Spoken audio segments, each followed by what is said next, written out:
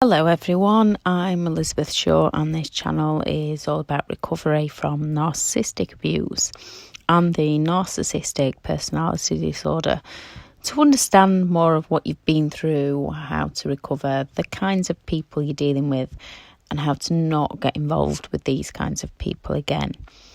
This video is about the rollercoaster ride of recovery from a narcissistic relationship. Now, most relationships have some form of ups and downs.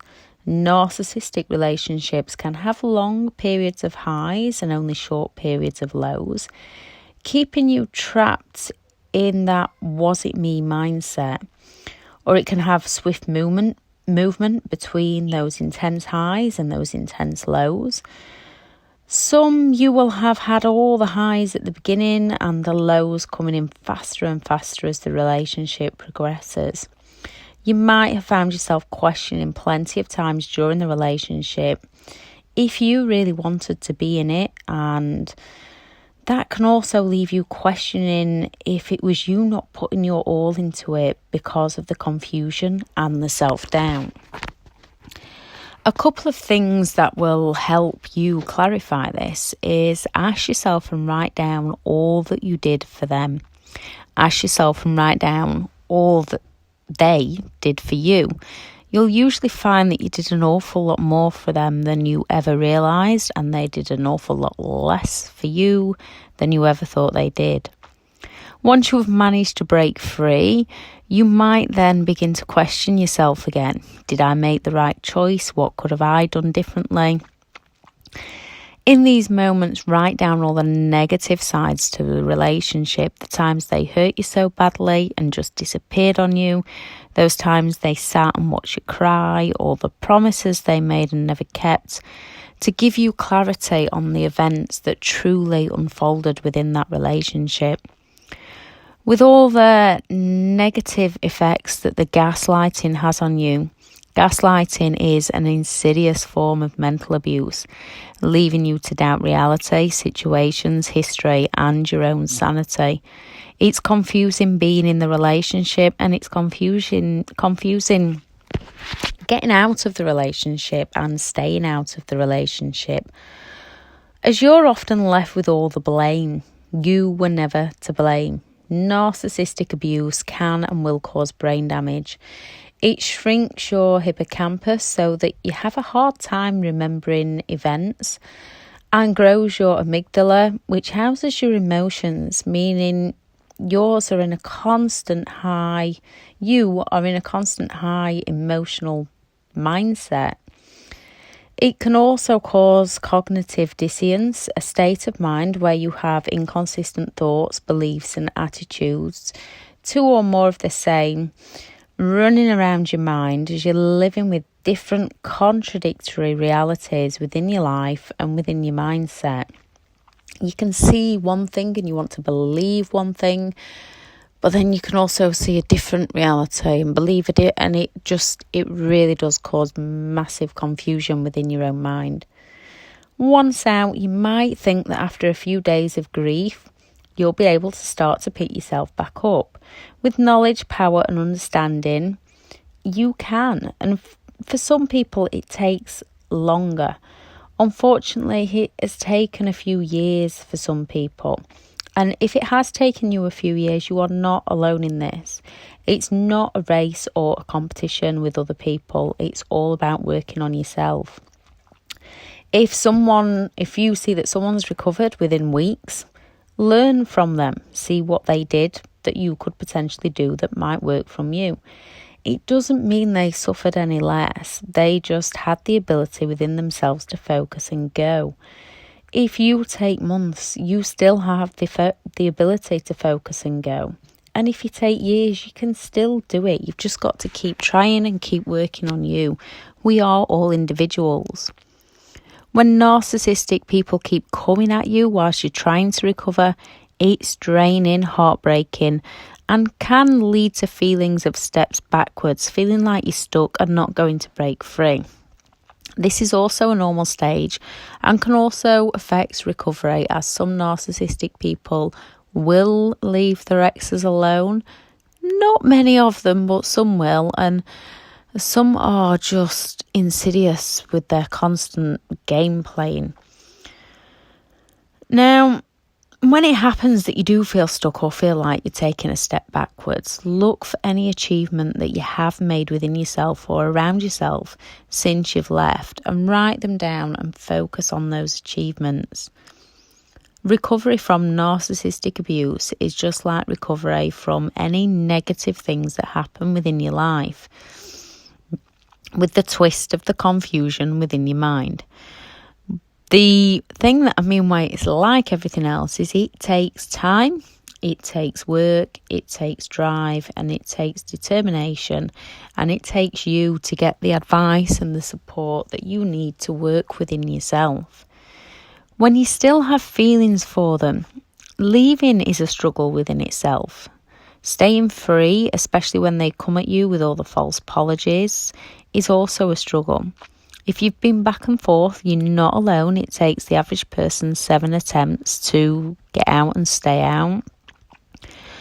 For people to get out and stay out, your rational side is telling you to stay away, yet you're also looking for ways to make it work again.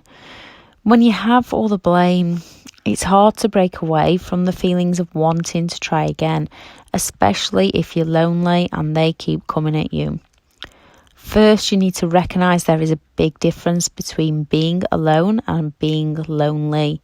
Create new routines, write down new dreams, take the steps to achieve these for you and your future. Connect with others who understand you and know that these feelings are normal. Embrace them, learn from them, and let the past go. Lose the blame. No matter what happens, no one deserves this treatment. You have been in a toxic relationship. You didn't do that to yourself or on purpose. Recognise you had good intentions and the other person did not. The blame and responsibility is not all yours. No one is entitled to treat you this way. Pass back the parts that the ex is to blame for and the responsibility back to the rightful owner of that ex. They projected all their faults into you. It's time to take them back away and back out of you. Write down their faults. Take them back out from within yourself. Write down and say, I am a good, kind, caring person who wanted to help. I cannot help those unwilling to recognise and help themselves. I can, however, help me. If it's family members, it's also hard to break free. Now, narcissistic personality disorder is on a spectrum. Some people can have a lot of the traits yet not be a narcissist. They'll still have a bit of empathy in there, more than others. The only people you need within your life are positive people. Those who bring you down are not required. Does guilt affect you? Does guilt affect most people and it stops most people? So when it comes down to guilt, you need to ask what it's telling you. So things like, I feel bad as it's we'll go with mum. I feel bad as it's my mum or whoever it is and she needs me. Recognise all those times that you needed her and she simply wasn't interested. Take action and tell yourself you do not need these people within your life, and then let the guilt go. You have every right to have your own happiness within yourself. You'll have good and bad memories, and it's difficult to walk away from family members. Those who are not as toxic, you might start by seeing if you can manage your time around them, learn and think and feel. Learn and know that they think and feel differently to how you do. Observe their patterns of behaviour. Don't absorb. Others you will have to completely walk away from. Starting again, having your life and who you are taken apart bit by a narcissist is soul destroying. And they use all your weaknesses against you. You have to start losing the false beliefs and create real ones, working through your own vulnerabilities, We all have vulnerabilities, and once you recognise and deal with them, others will not be able to use them against you. You'll be able to open up with good people on a whole new level. You might have moments or days when you're flying and doing incredibly well, then days with setbacks. This is normal. On those days, recognise the good days, get back up and go again. When it comes to vulnerabilities and insecurities and anxieties and depression, there is too many people walking around bottling these up, which is just then growing it within their own minds, rather than seeking the help and support and understanding they are far from alone in how they feel. And once you release it to the right people, connect with the right people, life does become a lot easier, as you don't feel so alone within how you're feeling, and how you're feeling is normal. You might have stages of wanting revenge. This again is normal human behaviour. When you've been hurt and betrayed so much by someone, in essence they've projected themselves into you. Deep down, what they did to you, they feel on a daily basis. They feel lost, hurt, insecure and angry. They are missing the empathy that you have to care for other people. They only see their own suffering and hide it by blaming all others. They cannot go down and dig deep and look at themselves to heal. You have the ability to do that because you had good intentions and you can care about others. They had bad intentions, trying to pull that out and heal for themselves. I'm not sure a narcissist is capable. As first, they'd have to recognise their own faults, their own flaws and their own vulnerabilities. They'd have to actually take responsibility for their own actions, and they'd have to become accountable, something they don't want to do within themselves. This is an extremely unpleasant way to live. Being themselves is punishment enough without any wrongdoings from you. Now, you know within yourself, it's hard enough for you and the things you've been through to bring up to the surface and to deal with them one by one. It's incredibly difficult, but you did what you did with good intentions. So trying to bring those things up when you know you were doing it with bad intentions is a whole different level and a whole different process. So for revenge, going to live your best life for you is the best karma and the best revenge. You're entitled to be happy without purposefully hurting them. This does hurt them, but you're not doing it to seek revenge. You're doing it to be who you want to be. Now, that's not saying if they have some form of karma hit them that you're supposed to rise above and feel for them. You can still feel for them on some level. It's normal to care. But after everything they've did to you, if karma hits them, it's human nature and you are allowed to feel a little bit pleased. If you're one that would want to reach out and help, please don't do this. They'll only hurt you again. Leave them to it and focus on you. Questioning why you didn't get out sooner, all those red flags in the beginning, all those moments you thought something wasn't right, yet you stayed. You're not alone. Plenty see red flags, but without the understanding, we make excuses in our own minds. It's hard when you can see reality at the start of your soulmate that's treating you better than anyone ever has. You're living it, you're breathing it, it's reality. Just because something didn't add up that you couldn't see, so you stayed, makes you normal. Now, having the knowledge, wisdom and power to take that into your future helps you massively not get into these relationships again. But when you're in that situation, by the time they treat you worse than anyone ever has, you're often so deep in and they will find a way to make you feel like it wasn't that bad or it wasn't their fault or if only you change. And you've seen the reality of the good person, so it's slowly brainwashing you and it is slow and intense. Your mind is being held captive and your only job is to stay safe and work it out and work your way out. You can and you will work your way out of all this. The human calling for curiosity. When we care for others, we like to be involved in their lives. Once they leave or you leave, you've had history together, you've been a part of each other's life. It's not all down to looking at their social media for what they are up to, how can they get away with this, questioning why they can just move on without care. They don't care. They are missing object consistency, a skill learned around the age of 2 or 3. You have this, so when you've had a connection, you can still care about someone and you can still want to check in on them to see what they're up to and if they're okay. Now, unfortunately, as they don't have the same ability to care and the same emotions that you do, this will only lead you to further confusion within your own mind as to why and how they can just move on, leaving you with more conflicting thoughts. Now, recognise you want to look. That's normal for most people. Remind yourself it's only going to hurt you more and leave you with more anger if you do. It's only going to leave you with more questions and doubts. Focus on something else. Pattern interrupts, like when you walk into a room and forget why you went in. Do this consciously. Tell yourself you want to. Tell yourself you're not going to. And then focus on something else to take your mind away.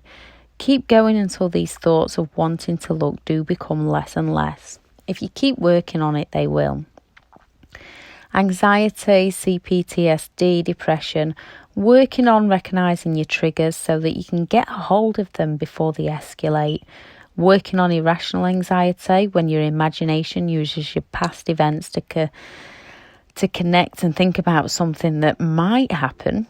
And rational anxiety, when something actually is happening. Working on your triggers and healing them one by one. No contact is the best method to leave them in the past. It's incredibly difficult to start with the emotional pulls, with the trauma bonding from the dopamine, from the highs, and the cortisol from the lows. You are weaning yourself off a highly addictive drug, natural chemicals formed in your body. Become addicted to something else, a great cause, a life calling, something positive that makes you happy. As days, weeks and months pass, that rollercoaster of recovery gets easier. Emotional triggers and memories will pop up less and less. Most of us slip up with no contact. Again, this is normal. Just remind yourself why you are doing it and go again. We all make mistakes. It's just our first lesson in learning. There are those that acknowledge and learn from these mistakes and keep going for a better life. Then there are narcissistic people who are very woe is me, blaming all others and keep hitting repeat time and time again. You cannot help them. You cannot stop it for them. It did not start with you and it will not end with you. They cannot recognise, or they don't want to recognise, they cannot open up to their vulnerabilities, they cannot open up to their insecurities, they cannot put themselves in that situation to be truly honest and truly vulnerable with other people. Now, whether they can actually recognise that within themselves, whether they just dare not admit things that they've done to other people because it is so hurtful, or whether they have really and truly just buried that so deep down and blamed everybody else for their own problems, so they just do not see themselves as a problem, depends on the kind of narcissistic person you're dealing with and the levels of narcissism with them. Now, there is narcissistic psychopaths that are just simply born that way, so they just don't have the empathy or the ability to care for other people or recognise any mistakes or faults. They just feel like they are entitled to do as they want, whenever they want, without care for anybody else. The difference is this is not you. You are not like that. You were perhaps raised with beliefs so you accepted some things that you should never have accepted, but you have the good intentions. There's nothing wrong with making excuses up for people. There's nothing wrong with the ways that you may have reacted at times. There is reactive abuse, and yes, we should not react. I'm not saying that it's right to react, but even good people have their limitations. And when you open up to people that have reacted, you'll find you are not alone in reacting to these kinds of people. And you'll also feel guilty for reacting. And again, you need to let that guilt go. Look at the bigger picture. Look at how they provoked you. Look at how they drew you in. Look at how you reacted. And then look at the kind of people you don't want to associate yourself with, so that you don't end up in that situation again. The difference is with you and a narcissistic person is they provoked you in some way and treated you badly. You reacted in some way and you feel badly for doing so. Narcissistic people don't seem to get that. They might get the shame might hit, but again, they will just twist it onto other people to escape accountability, to escape responsibility, and to remove that shame from within themselves. Now, it's not easy opening up to people at the start. It's incredibly difficult. I know I didn't like talking about half the stuff that went off in my past relationships, and I did have to dig back to my childhood to realise why I'd accepted certain things, to realise certain things that I'd done and certain things that I was at fault for, and to acknowledge the fact that my intentions were good as a whole, even though I made plenty of mistakes, and that it is normal to feel how we do, and we're not alone in this. Now, you know that you can change your life, and if you change one thing for you, it can change everything for you. You've got to start telling yourself you can and believing that you can, and once you've got that mindset that you can, you will. Please do add in the comments anything that you think will help other people get themselves through this, because we are all individuals. We do all have feelings. We have all had other very similar stories, very different circumstances. But at the same time, some circumstances are the same. Feelings are pretty similar. So what helps one person doesn't always help another. So please add anything that you found that really helped you recover, that might help somebody else. Thank you very much for listening. Bye.